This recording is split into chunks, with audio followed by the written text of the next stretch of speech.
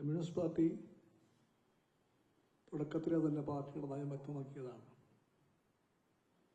ഒരു പുതിയ ഗവൺമെന്റ് വന്നിരിക്കുന്നു.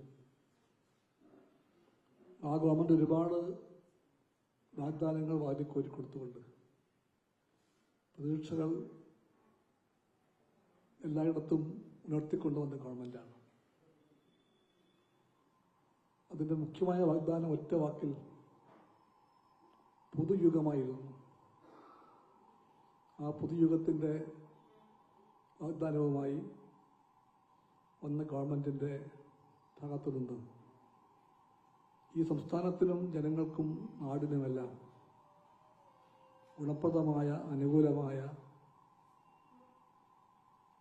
നടപടികളും നയങ്ങളും ഉണ്ടായാൽ ചുമതലാബോധമുള്ള ഒരു ഇടതുപക്ഷ പ്രതിപക്ഷം എന്ന രീതിയിൽ കമ്മ്യൂണിസ്റ്റ് പാർട്ടി അവയെ പിന്താങ്ങും. പ്രതിപക്ഷമായതുകൊണ്ട്, അവർ മറുപക്ഷമായതുകൊണ്ട് കണ്ണും പൂട്ടിക്കുള്ള എതിർപ്പ് നയമായിരിക്കില്ല. അതേപോലെ തന്നെ പറയട്ടെ, ഈ വാഗ്ദാനങ്ങൾ മറന്നുകൊണ്ട് ജനദ്രോഹത്തിന്റെ പാതയിലൂടെ ഗവൺമെന്റ് നീങ്ങാൻ ശ്രമിച്ചാൽ എല്ലാ പ്രകാരത്തിലും അതിനെ ചെറുക്കാനും എതിർക്കാനും തോൽപ്പിക്കാനും ജനങ്ങളുടെ കൂടെ കമ്മ്യൂണിസ്റ്റ് പാർട്ടി ഉണ്ടാകും. ഇതായിരിക്കും പാർട്ടി നയം. ഈ നിലപാടിനെ ഉൾക്കൊണ്ടാണ് ഞങ്ങൾ നയപ്രഖ്യാപന പ്രസംഗം കേട്ടത്. വാസ്തവത്തിൽ അതിനകത്ത് കാര്യമായ നയമൊന്നുമില്ലല്ലോ. ചിലപ്പോൾ തൽക്കാലം ഇത്രയും മതി, ബജറ്റൊക്കെ വരുമ്പോൾ ഇനിയും കുറെ കൂടെ പറയാൻ ഉണ്ടാകും എന്നെല്ലാം ഓർത്തായിരിക്കാം ഗവൺമെന്റ് ഗവർണറെ കൊണ്ട് വളരെ ഉപരിപ്ലവപരമായൊരു നയപ്രഖ്യാപന പ്രസംഗം ചെയ്യിച്ചത്. ഒരു പഴയ നാടകത്തിന്റെ പേരാണ് ഇംഗ്ലീഷിൽ മച്ച് ഏഡോ അബൌട്ട് നത്തിങ്. അതുപോലെ ആയിപ്പോയി നയപ്രഖ്യാപന പ്രസംഗം. എന്തെല്ലാമോ ഒക്കെ സംഭവിക്കാൻ പോകുന്നു, വരാൻ പോകുന്നു, ചെയ്യാൻ പോകുന്നു എന്നെല്ലാമുള്ള പ്രതീതി പരത്തിക്കൊണ്ടുവന്ന ആ നയപ്രഖ്യാപനത്തിൽ വാസ്തവത്തിൽ അങ്ങനെ കാര്യമായിട്ടൊന്നുമില്ല. അത് കേട്ടവർക്കെല്ലാം ഉണ്ടാകാനിടയുള്ള ആ പ്രതികരണം കമ്മ്യൂണിസ്റ്റ് പാർട്ടിയും രേഖപ്പെടുത്തുകയാണ്. ഒരു രാഷ്ട്രീയ നയം അതിനകത്തുണ്ട്. ആ നയം എന്താണെന്ന് പറഞ്ഞാൽ, കേന്ദ്ര സർക്കാരിന് സങ്കടമോ ദേഷ്യമോ പ്രതിഷേധമോ ഉണ്ടാകുന്ന ഒന്നും പറയാതിരിക്കണം എന്ന നയമാണത്. ഒരു ഗവൺമെന്റ് വന്ന ഉടനെ അതിന്റെ മധുവിധു കാലം തീരും മുമ്പ് കേന്ദ്രവുമായി യുദ്ധം ചെയ്യാൻ പോകാനല്ല ഞങ്ങളുടെ വാദം. പോകണം എന്നല്ല ഞങ്ങൾ പറയുന്നത്. പക്ഷേ കോൺഗ്രസ് നയിക്കുന്ന ഗവൺമെന്റിന് ചില മൗലിക രാഷ്ട്രീയം ഉണ്ടാകേണ്ടതല്ലേ? ആ രാഷ്ട്രീയത്തിന്റെ പാതയും പാഠവും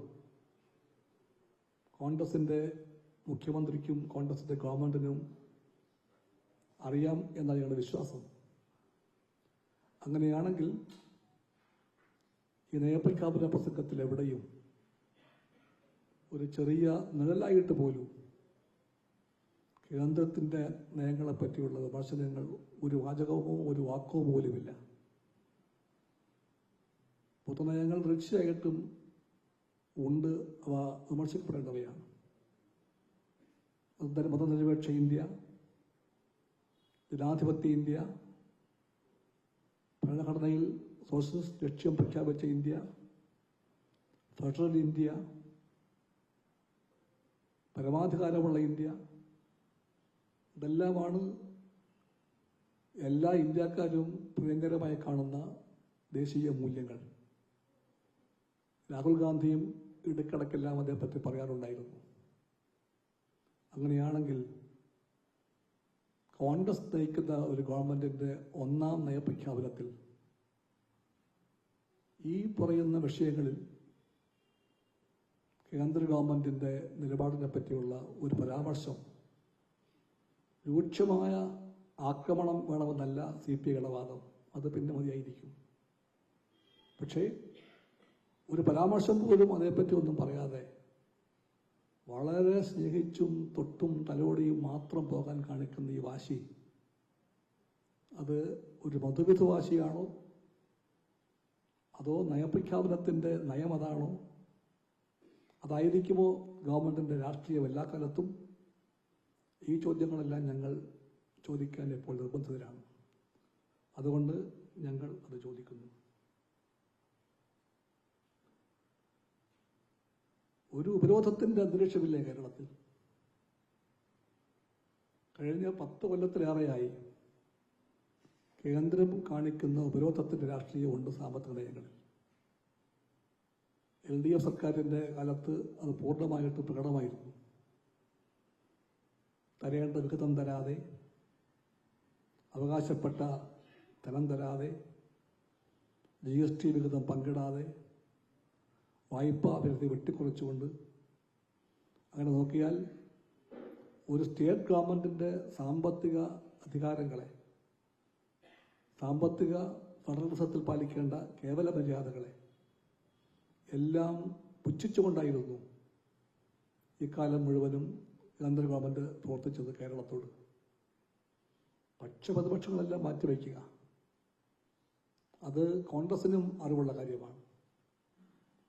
ആ നയത്തിൽ നിന്നും കേന്ദ്രം മാറിയില്ലെങ്കിൽ ഇവിടെ ആര് ഭരിച്ചാലും ശരി, കേരളത്തിൻ്റെ വികസന പാതയിൽ ഉണ്ടാകാൻ ഇടയുള്ള പ്രതിബന്ധങ്ങളെപ്പറ്റി കമ്മ്യൂണിസ്റ്റ് പാർട്ടിക്ക് ഉത്കണ്ഠയുണ്ട്, LDF ഉത്കണ്ഠയുണ്ട്.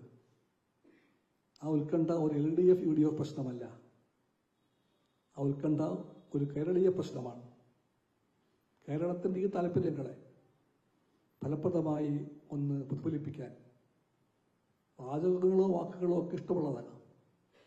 ഫലപ്രദമായി അത് സൂചിപ്പിക്കാൻ പോലും എന്തുകൊണ്ട് നയപ്രഖ്യാപന പ്രസംഗം തയ്യാറായില്ല എന്നും, എന്തുകൊണ്ട് സംസ്ഥാന ഗവൺമെൻറ് അതിൻ്റെ പുതുയുഗ വാഗ്ദാനത്തിൻ്റെ ഒന്നാം വിളംബരത്തിൽ അതേപ്പറ്റി മൗനം പാലിക്കാൻ തീരുമാനിച്ചുവെന്നും വ്യക്തമല്ല.